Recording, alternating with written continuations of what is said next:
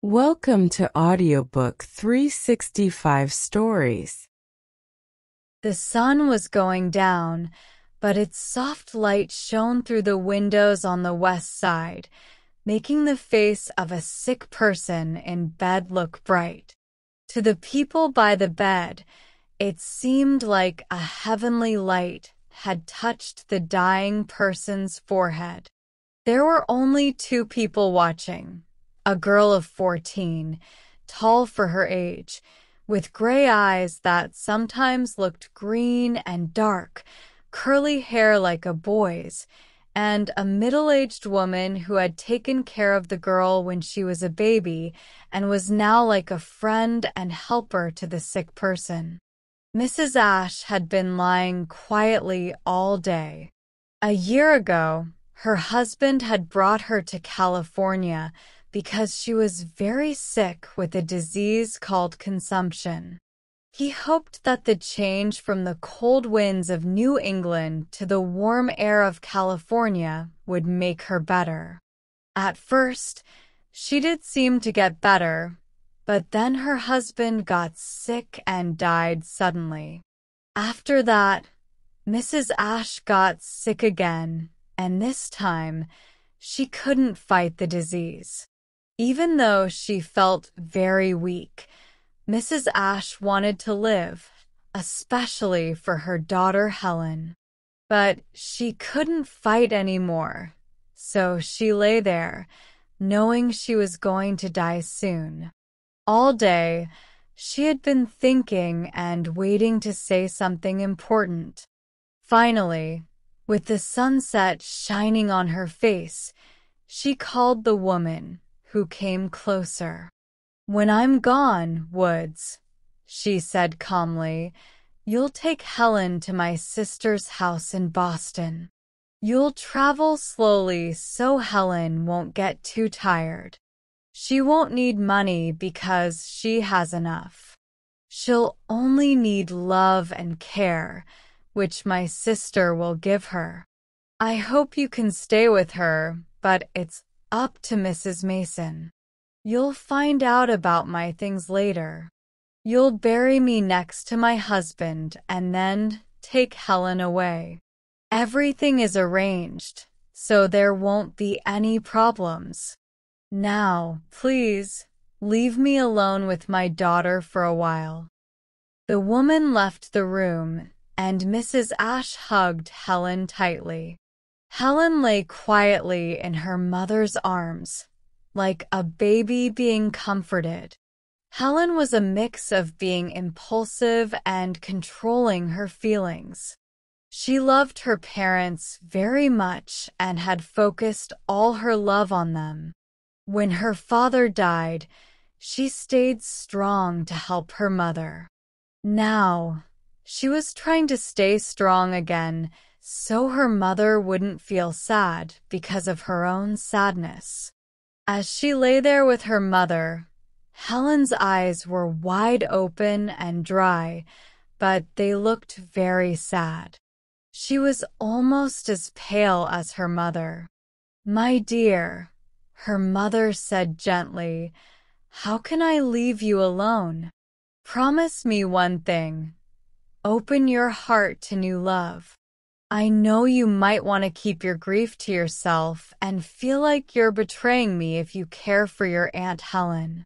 She'll love you because of me, and she'll be like a second mother to you. We were very close sisters, and she's a wise and kind woman. Her daughter, Laura, is about your age, and she must be a good person too. Try to care for them, my dear. A life without love is empty. Will you try?" "Oh, Mom," Helen cried, suddenly sobbing. "I'll try because you asked me to. I'll try, but how can I love them? How can I watch another girl be happy with her mom, knowing you'll never be with me again? Never, ever. Even if I call out day and night, you'll never hear or answer. My dear mother, why do you have to leave me? My dear, I have to. I would have stayed for you if I could. You've always been my comfort. Comfort me a little longer. Promise me you'll try to live bravely for my sake." The last words were hard for Mrs. Ashe to say, and Helen felt that her mother's cheek was colder than before. She held on to her mother tightly, stopping herself from crying out loud. They stayed like that, very quietly, in their last embrace. The sun went down and the evening grew darker. A young moon appeared in the sky, casting its faint light on the faces of the mother and daughter lying on the bed. The mother moved a little and hugged her child tightly. She whispered softly, "Goodbye, my darling," and then she seemed to fall asleep. Helen might have slept too, but an hour later, Woods gently woke her up. "You need to get up now, Miss Helen, and let me take care of your mother." She passed away peacefully, like a lamb. "Her face looks peaceful and happy now," Woods said kindly but firmly. Helen didn't know what the next few days would be like. She kept her feelings inside, as she always did. She turned away from the graves of her parents, lying side by side, and helped calmly with all the preparations for her long journey. When she finally arrived at her aunt's house in Boston, who was like second mother for her, she couldn't keep up her calmness anymore. Her Aunt Helen looked so much like her mother that Helen found it hard to bear. When her aunt hugged her, almost as lovingly as her mother would have, Helen shivered and burst into tears for a moment before stopping herself. "I have to love you for my mother's sake," she said. Those were some of her last words. "I'll try, but I feel like I left my heart in her grave." Mrs. Mason, Helen's aunt, was indeed a wise and kind woman.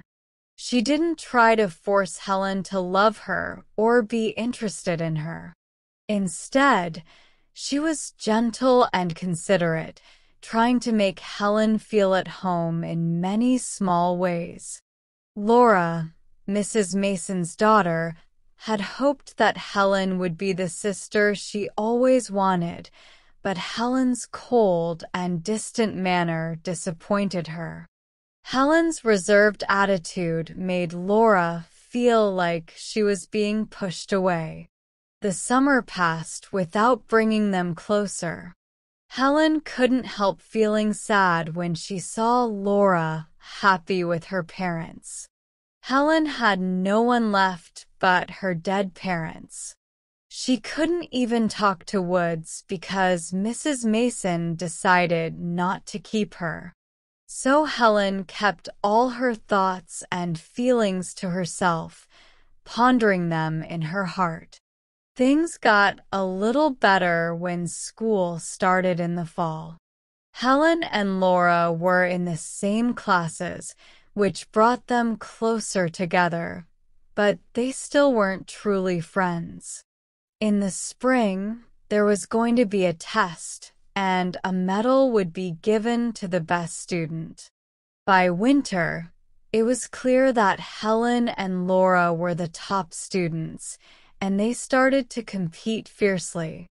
Mrs. Mason watched sadly, sticking to her policy of not interfering. One day, Helen overheard Laura asking her mother for help with a French method they had learned last summer. "Mama, you know you have the key to that French method locked up in your desk. Can you please lend it to me? If I had it, I'd be sure to do well. I'd study just as hard. It would make a big difference," Laura said. Helen listened from behind the curtain. If Laura had the key, she would definitely do well. Mrs. Mason answered sadly, with a hint of disappointment in her voice. I didn't think you would want to do something that wasn't honest. You know you're not supposed to use the key. The real test is to work without it, and the exam will show how well you've done. I guess there's no point in asking anymore. I wish you were easier to persuade, Mama. No, you don't. You just think you do. Deep down, you'd rather have me like this, Mrs. Mason replied, and Helen felt once again the bitterness of seeing Laura have a home and mother while she only had a distant grave. But at least, Helen thought, she would win in this school competition. If Laura did better than her, Helen wouldn't be able to bear it. Weeks went by and spring arrived. The old garden behind the house, where Helen's mother used to play as a child, filled with bird songs and flowers. Nature seemed to laugh with joy. Springs bubbled, flowers bloomed, and sunshine warmed everything. Beurre sans apili. But Laura and Helen were too focused and tired to enjoy it. They only studied. They slept with books under their pillows and woke up early to study again. Finally, the week of the exam arrived. Helen felt confident about everything except her French. If she could just have the key for a short time, she knew she'd be perfect. She couldn't stop thinking about it. In her passionate heart, she said she'd rather die than let Laura win at school. Laura had everything else. Why should she have this too? At first, she thought, if only it were right to have the key. Then she thought, if only she could stumble upon the key somehow. Then, if only she could find the key in her aunt's desk. Finally, she decided, I will find the key somehow. On the morning before the exam, she got up from her bed in the pretty blue room her aunt had decorated for her and quietly went downstairs in the early spring morning. Her bare feet made no noise on the thick carpet. She looked like a small ghost in white, but no ghost ever had such excited red cheeks and wide gray-green eyes. She held a bunch of keys that belonged to her mother. She hoped one of them would fit her aunt's desk. She was trembling with excitement. She had forgotten about the wrongness of her actions and thought only about how winning would feel. She stood in front of the desk and tried one key after another with trembling fingers. Finally, one key fit. In a moment, she had the key to the French method in her hand. She quickly compared her work with it and made corrections. She was so focused that she didn't notice another figure in white quietly following her down the stairs, watching what she was doing and then leaving. Helen hurried back to bed, her eyes shining and cheeks burning. Meanwhile, Laura went to her mother, full of excitement. Mr. Mason was away on business, so Laura climbed into her mother's empty side of the bed. "Mama," she said, "wake up and listen quickly." Her patient mother rubbed her eyes and listened to Laura's story, breathless with excitement. "Of course she'll win now," Laura said, finishing her story, "unless I tell Mademoiselle what she did. But you wouldn't want that, would you, Mama?" But her French was the weakest part. Did you ever see anything so sneaky?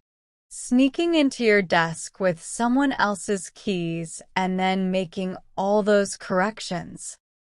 Yes, I agree, Mrs. Mason replied, almost groaning. And she's Laura's daughter, my poor Laura, who valued honor and honesty. You don't know, dear, how painful this is for me. Poor Laura. What if she knows? But what should we do, Mama? Should we just stay quiet and let her win the medal and let everyone think she won it fairly? Or should we tell her what we know? Can you go away for now, Mrs. Mason said, and come back before breakfast? I want to think about what's best to do. When Laura returned, Mrs. Mason had decided on her plan of action, or rather, inaction. Don't be upset, darling, she said to Laura. I know it'll seem unfair to lose because of her cheating, but there are more important things. Right now, it's crucial to understand Helen's character. If she's not completely unworthy of her mother, she'll feel sorry before it's too late. If she doesn't, then we'll think about what to do next. So I have to let her win unfairly and not say anything? Laura asked, a hint of rebellion in her voice. Yes, if you're the obedient and kind Laura I know you are. Mama, you always know how to persuade me. And who usually admits, eventually, that it was the best way. Mrs. Mason asked, laughing. Mama, you're spoiling me. Let's see if I agree that this was the best way this time. On the first day of the exam, they had their French test. Laura and Helen were at the top of the class. Laura did well, but Helen did exceptionally, and she sat down amidst compliments and praises. But the victory didn't feel as good as she thought it would. She didn't even look at Laura, and she wouldn't have understood the look of scorn on Laura's face, as she didn't know her aunt had seen her raiding the desk. Yet she wasn't happy. She didn't need scorn from others. She already felt bitter self-contempt burning inside her. She realized how wrong her actions had been and wished she could exchange her success for the worst possible failure. Mrs. Mason watched her and whispered to Laura as they left, "Be kind to her. She'll suffer tonight." At dinner, Helen's seat was empty. She sent word that she had a headache. Her aunt sent her some tea, strawberries, and bread and butter, and then left her alone. The poor, lonely, miserable girl lay on her bed and thought. It hadn't been a year since she lay in her mother's arms and heard her say, "Try to live honorably for my sake." Those were almost her mother's last words. After that, there was only a soft sigh, as if it came from far away, saying, "Goodbye, darling." The sunlight touched her sad face gently and then left. Later, the cold stars looked down at her, still fighting her inner battle. Her conscience told her one thing. She had to undo this wrong, no matter how shameful it might be. At first, Helen considered going to her aunt and confessing everything, seeking her help and advice. But she lacked the courage to admit her shame and lay back down. Throughout the long night, she hardly slept. But by morning, she had made up her mind. She had received praise for her wrong actions publicly, so she would publicly make amends and face humiliation. Once she decided on her course of action, sleep finally found her tired eyes, and she fell into a forgetful slumber until the breakfast bell woke her. That day, everyone noticed a strange calmness and determination in her demeanor. She passed the remaining exams successfully, but with a noticeable lack of interest in the results, which puzzled everyone except her aunt. Finally, it was time for the medal to be awarded. There was a brief discussion among the committee members, and then the chairman stood up, holding the medal. "To Miss Helen Ash," he began, but Helen interrupted him. Her face was pale, and her eyes were determined, but her voice was steady and emotionless, as if she had resigned herself beyond hope or fear. "The medal doesn't belong to me," she said. "My success was dishonest. I found the key to the French method and used it to correct my mistakes, or else I would have failed. The prize rightfully belongs to my cousin, Laura Mason." The chairman, flustered, struggled to adjust his prepared speech. "Oh my," he exclaimed absent-mindedly, before finally managing to announce Laura Mason as the rightful recipient of the medal. He then sat down, his confusion masked by gentle applause. That night, Mrs. Mason visited Helen in her room as twilight fell. As she entered, she said, "My darling," in a voice so reminiscent of Helen's mother's that it stirred something deep within Helen. "My darling, I now know that you are true and brave, just like your mother." But Helen withdrew into the darkness, her voice trembling with tears as she asked, "Is there anyone who could know what I've done and not despise me?" "No one, dear, who dares to scorn a soul that repents and makes amends." With loving arms, her aunt embraced the lonely girl, and Helen knew she was no longer alone. She had found a new home in her mother's sister's heart.